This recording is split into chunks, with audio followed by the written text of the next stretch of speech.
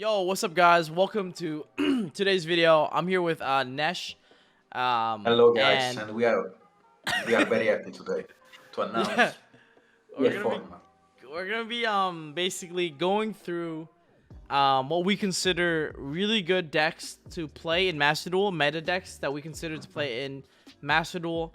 We're not only going to be showing you guys our thought process on the tier list, but also the decks themselves. We're only covering tier 1 decks this time around, but if you guys do enjoy the video and want to see a tier 2 representation with the deck list and a tier 3 representation, then let us know for sure, and we'll try to cover that for sure. Our definition of tier 1 is basically a deck that is what's the best word, that's very powerful, I guess, and that's a lot more consistent than the other decks, essentially. So this is what we have. This is what we're gonna go over, and let's get right into it. So the first one, I guess we'll just start with the bread and butter one, Virtual World, right? So Virtual World is a very, very popular deck right now in Master. It's a very powerful deck. The deck list I have on the screen is made by Nesh himself, who's very good with the deck. So I think he knows what he's talking about. And if you guys want spreadsheets for comboing with his deck, you can find his information in the description box below, and you can pay, I think, $25 to get a current modern day format of the spreadsheet and how to combo with his deck. And it also, just to explain a couple things, for example, Nesh, Foolish Burial Goods is probably one of the questions that people have asked a lot about Virtual World, why do you play it? So maybe you can explain that. I play it because every name and Kowloon or Chinglong is basically BFD. Foolish Goods makes BFD. So yeah. So for example, Nyan and Foolish Goods makes M7 and BFD and Chuchalai. That's another example. It's basically another name.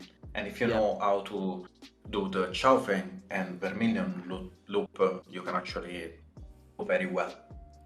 Yeah, I think what's important to note here is that these cards may seem kind of weird, like Foolish Burial Goods, but it's a card that if you understand how to do the lines, then it's actually very, very good. And if you already have Qinglong access, then Goods just becomes additional copies of Upstart. People will send Metaphors Fusion, and hard drawing Metaphors Fusion in the virtual deck is never bad because Qinglong can always add a card and then dump the Metaphors Fusion from the hand. So it's just really, really easy free value is the way I look at it. So this list a lot. Highly recommend it. And the ratio of the monster are stable. Then we have 2 Gamma and 1 Driver. Gamma is very good because they have to maxi you before you commit to the monster special summon when you reveal it most of the times. And it's actually very plus. So even if it's at 2, I would still recommend to run Gamma and also play around Ash. So basically you're playing around Ash and Gamma, but Ash and Maxi, and also your opponent playing a Gamma by running Gamma in your main deck, which makes a lot of sense to me, so why not? You might, if you really want, you can run the third Psi frame, the one which negates the spell, because there are a lot of broken spells in every deck right now. So yeah, you can play, you can proxy the third Gamma by running the Psi frame which negates the spell. Yeah.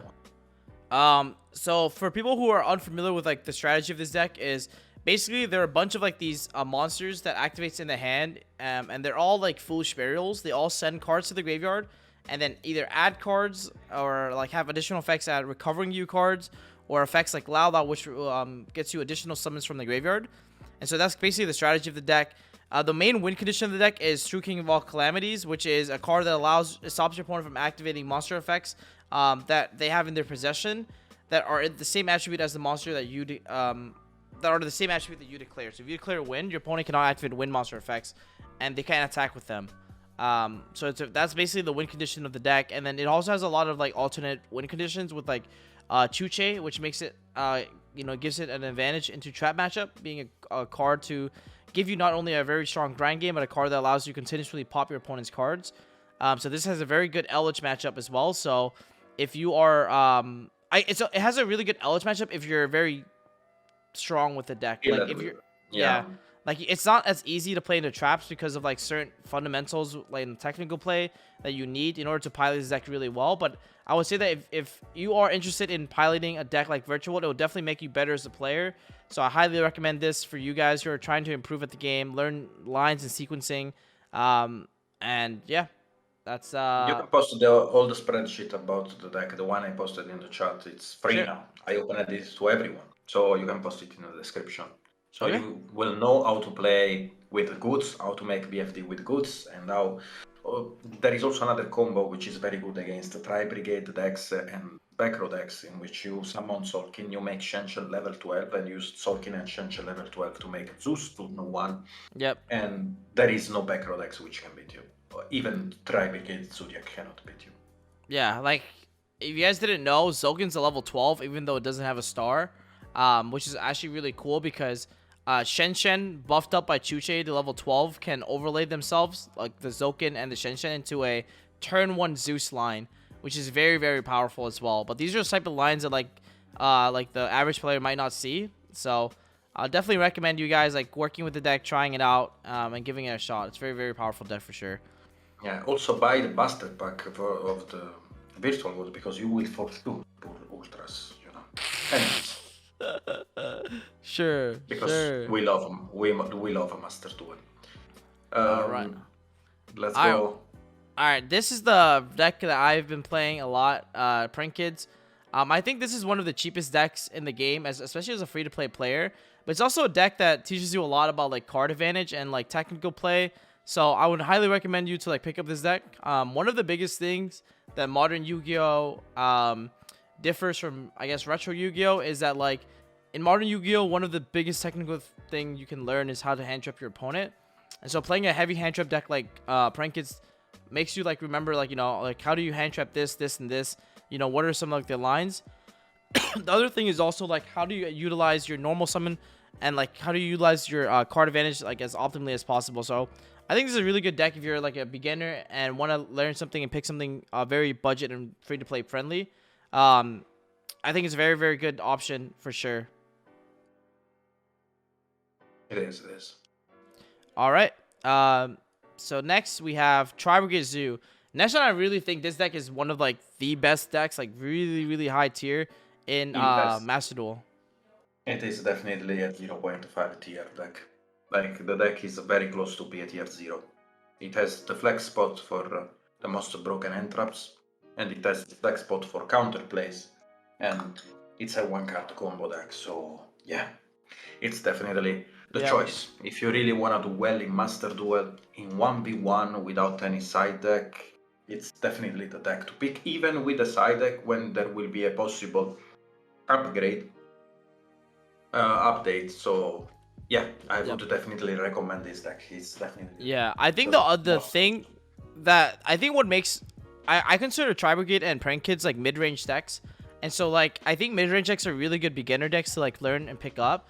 I think the reason why these decks are really good is, if you guys haven't noticed yet, the Prank Kid cards as well as the Tri-Brigade cards, they play really well into Max C, which is a very common card in like the metagame.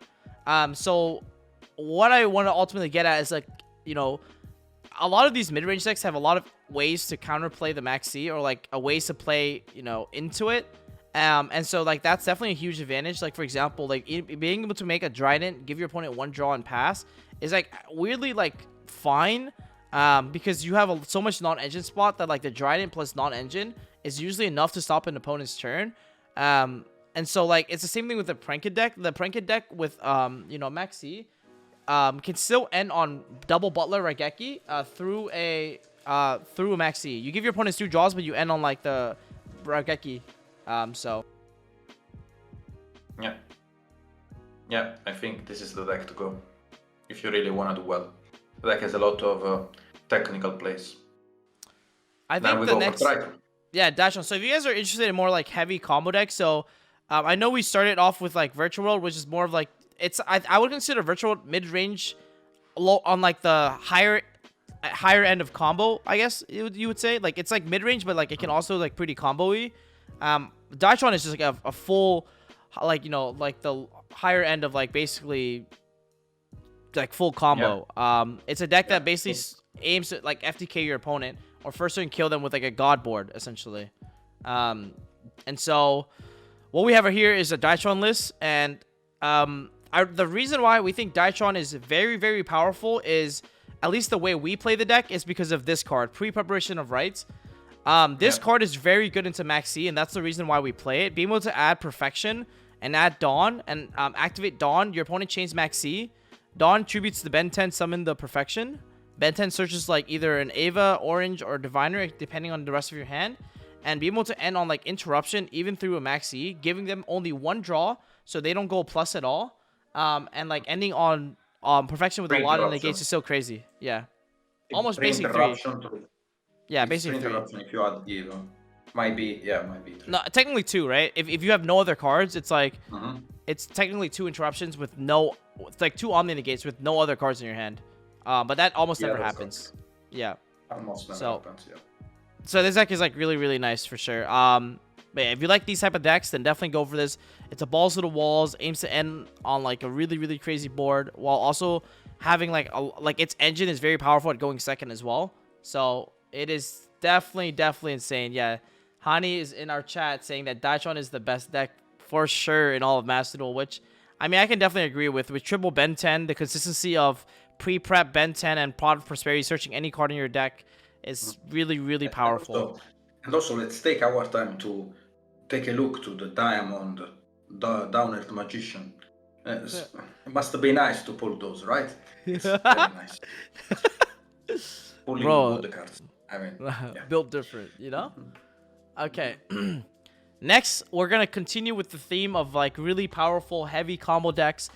Adamancipator, aka the block, the carry dragon, the man, the myth, the legend that's no longer in the TCG. Block, basically Sekka Adamancipator. So basically the theme of this deck is to end on like a very powerful board, in the form of like, you know, Appaloosa, Savage, backed up by some sort of like Herald, backed up by some sort of like Floodgate in the form of like Buster Lock. And what this Buster Lock, yeah, if the Buster Lock resolves, which it's crazy, it's over. Yeah, it's mainly over. Basically, you abuse Union Carrier to equip Buster Dragon to like Savage, and your opponent cannot summon from the extra deck. So it's pretty much game. You also have like Second Sight, which is basically a pseudo like Pot of Greed, which some people might argue is technically better because you can banish it from your graveyard and reshuffle to draw a card. So definitely very crazy deck for sure. And can definitely do a lot. So I would definitely say be on the lookout for this deck as well when you're prepping into the metagame, because this is one of those decks that's super, super scary. All right. We have Invoked, Dogmatika, Shaddolls. I think like if people are looking for more like a I mean, we have to also say about the thing is we built this because there is no hero package. There is there is no hero package. Yeah, I think the thing is this deck aims to just like literally put window up, and like we play the Dogmatic engine to make the window lock more consistent. Because if you've noticed, like every win con, except like if you look at all the win cons of the deck we talked about, it's some sort of like crazy Omni Negate, some sort of like Floodgate. But like the Prank deck and the Tri deck is so weird where like their interruptions aren't like crazy Omnis, but it's like Prank ends on like double Raigeki with hand traps. Tri-Zoo ends on like a Revolt Wizard of Banish plus Appaloosa. So like you can see the like how the playstyle really differs based on like the way the engine and the engine cards work. You know, like the mid-range cards, like the more cards that are like more explosive. And then we have like Invoked, Dogmatika, Shaddoll, which is like, it's honestly like a mix between the two, I would say. It feels like a virtual deck almost, but not, you know, not as, in my opinion, not as powerful, but still a very, very good deck, like right in between the two. But it has a lot of very powerful cards to its disposal, and it has a lot of room for non-engine too. So it's like, I think it fills the slot of what makes a tier 1 deck, in my opinion. It's a very valuable choice, in my opinion. It's also cheap. Yep. If you pull ultras from your booster packs. Yeah. So with one Nadir, guys, the biggest thing is we play double Maximus to compensate for the one Nadir. Basically to make the consistency of like App Clone, like, you know, sending App Clone a lot easier. So that's mainly it. Super Poly is obviously a very broken card. If your opponent like somehow doesn't shotgun VFD, there's a world where you can like set a Shaddoll monster and player priority activate Super Poly to get rid of their VFD, which is a thing. A lot of people back then in like the format with VW and Drytron, they used to never shotgun their VFD because it played into impermanence and it played into Gamma pretty badly. So one of the ways the Shaddoll deck, which is the deck that I was playing at the time, abused this like understanding, was you would set a Shaddoll monster, which played around like Judgment if you set a Shaddoll monster, and then activate Super Poly immediately after the set resolves, so that you can fuse with the VFD before they even get to activate it, which is very, very crazy, in my opinion. So that's definitely something really, really cool. Also, Shaddoll fusion under VFD, there's definitely some cool ways you can mechanically play around the VFD as well, because Shaddoll fusion is very, very crazy. Resolving Ariel, because VFD is always calling dark or light, and Ariel is a water. Yeah, and then you can banish their recovery. Exactly. Most of the time, they detach a Shen off the VFD as well, because they want to be able to summon the Shen back on their own turn. So the Ariel will almost always banish the Shen. Their Shuche does recover the Shen back into their extra deck, but it's definitely something that you want to keep in mind as well. Very, very mechanically fun deck, because it's not just like some sort of like, it's like, Wind is a win con, but I think like the Shaddoll cards makes it like a lot more interesting, and I think it makes it a lot more fun. It's very technical. Yeah, it's very in my technical. Opinion, playing a deck like this, it's very technical. You can 100%. Yeah, Nesh, continue, sir. Yeah, if you know how the mechanic of the deck work and you tested it in the past and you know the interaction very well, I would suggest this kind of deck because it's very technical. You can play through a lot of stuff by using this, and you can bait your opponent into making the wrong move interaction. So you can punish your opponent very easily with this kind of deck. Exactly. Next, I guess we'll go into like Dragon Link. This is one of those decks that, this is not the final deck list. We were still like trying to work on what this deck should finally look like. But we have a small draft for you guys. I think Maxi should also, Maxi's in the deck right here. So this is the draft that we ultimately came up with. We think Dragon Link is a very powerful deck because Striker Dragon at 3 gives this deck a very incredible grind game. Having access to like cards like Dragon Maid Tiding also gives it a way better trap matchup than before. The baby dragons being at multiples is also kind of nice. I know like we're not playing 3 and 3, we're playing 2 and 1, just because we have triple chaos space and we have Safeguard access as well. But the crazy thing about the Dragon Link is that the fact that how consistent it is at Buster locking its opponent through multiple interruptions as well. The Buster lock is actually impossible to out because if you don't have a droplet. Yeah, exactly. Impossible. Yeah, it's really, really impossible. So definitely thinks that this is very, very insane deck for sure. One of those decks that definitely needs more work. I think it definitely needs a lot more cooking. And when we do get that, we'll send that to you guys. But here's the sample deck list we currently have for sure. Going along the same themes of like just combo decks, we have full Dino combo. This is a deck that Nesh made. I'm not as familiar with this full Dino combo deck, but basically it turbos out VFD. So yeah, it's one kind of VFD. It's Oviraptor alone, it's VFD, and if you open Oviraptor and Lost Word, it's basically an FTK if your opponent does not have impermanence, and if you open Oviraptor, Lost Word, and Misk, there is no entrap, which can beat you. No entrap. There is no entrap in the world. And I think like more often than not, if you do open that sort of hand, even if your opponent max sees you, they can't draw into hand traps like they can even use. Like you can't Veiler under Lost World, you can't Imperm under Lost World, you can't Gamma under Lost World. By the time you draw into Ash Blossom off of Max C, it's already too late because the combo has already resolved, and Doka gets summoned on the fourth summon, which means that even if you draw into Nib, you can't use it. So it's really crazy deck that even if you Max C this deck, if they open Lost World, Oviraptor miss, you will still lose because they will have a VFD that cannot be that like the only way to beat this deck is to open droplets. So you have to maxi draw into droplets to have even a chance. It's very, very powerful. Very, very scary in my opinion. Because of the fact that it just turbos out VFD and it kills you next turn. So yeah. Yep, dinos. And the end board is VFD, Pancratops, or Tyranno with the Dolka. With Dolka, and Dolka yeah. is on the fourth summon. So yep. It's also you may really understand crazy. why it's necessary. It's also really crazy that like Lithos Sagem is at 3. So like you can also check what your opponent is playing. So you can actually shotgun VFD and call what you need, which is like kind of absurd. Instead of waiting till main phase 1 as well. So like the fact that you can check what your opponent is playing off Litho is like really, really crazy. Like this card is like quite honestly absurd.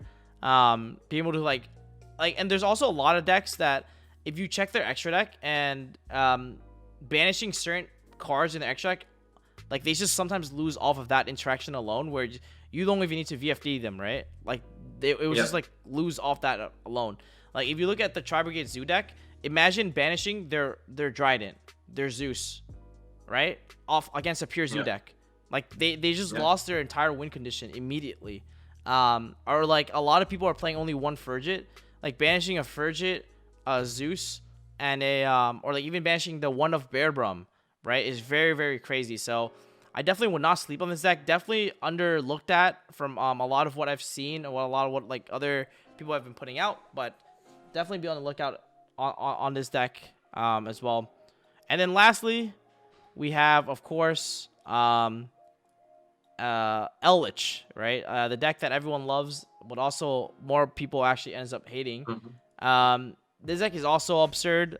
The fact that a lot of the decks that, a lot of decks, if we just talked about, makes like VFD as their win condition. But the trap cards just don't care about VFD, right? When you set 5, it doesn't matter if your opponent called Light, Dark, Divine. So that's like why we think Eldlich is very good, because a lot of the decks, a lot of the boards that people end on, they don't really end on a way to like pop back row.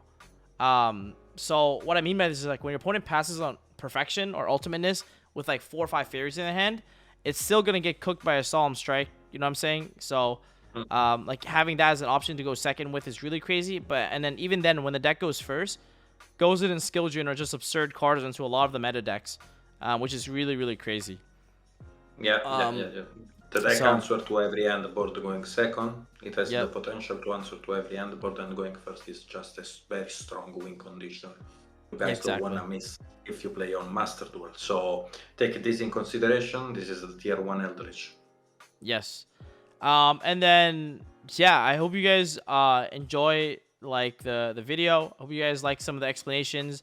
If you like the deck list, just pause it at certain times within the video so you can try to copy it yourself. Unfortunately, I don't think Master Duel has a way for me to share these deck lists for you guys at this moment in time, but hopefully they do add that. And now we'll probably talk about some like controversy, not controversy, but like some decks that didn't make it, right? So for example, Bird Up, some people were asking about like why not Tri-Brigade Lyralist, why not Pure Zoo? So the reason why we didn't put Pure Zoo in a tier 1 list is because of the fact that they only have access to one Zeus, which really kills their I believe their grind game, which they really need. They also like I think that's a very, very, like, if you're talking about like Go Second Zoo, that's like a very, very big hit in my opinion, having only access to one Zeus. I do think it's a very powerful deck, but the fact that there's only one Zeus kind of like hurts. The second deck that you guys mentioned are like about like why not Tri-Brigade Lyralist. The reason why I don't think Tri-Brigade Lyralist is as good is because I think it doesn't play into Max C as well as Drytron does. Whereas Drytron is very similar to the Bird Up cards in the instance that they both can like get destroyed by Joel, and like they both spam a lot of free bodies. But in a format where Max C is everywhere, I think from a Tri-Brigade Lyralist perspective, it's not as good because it loses very hard to Max C. When your opponent goes Special Warbler, activate effect to summon from hand, and you Max C that, it's very devastating, right? But Drytron has ways to outplay the Max C, so I think it's like very, very good, in my opinion. So. And also the Tri-Brigade Zodiac can also play way better through Maxi because they can just sit on a Trident. Yep.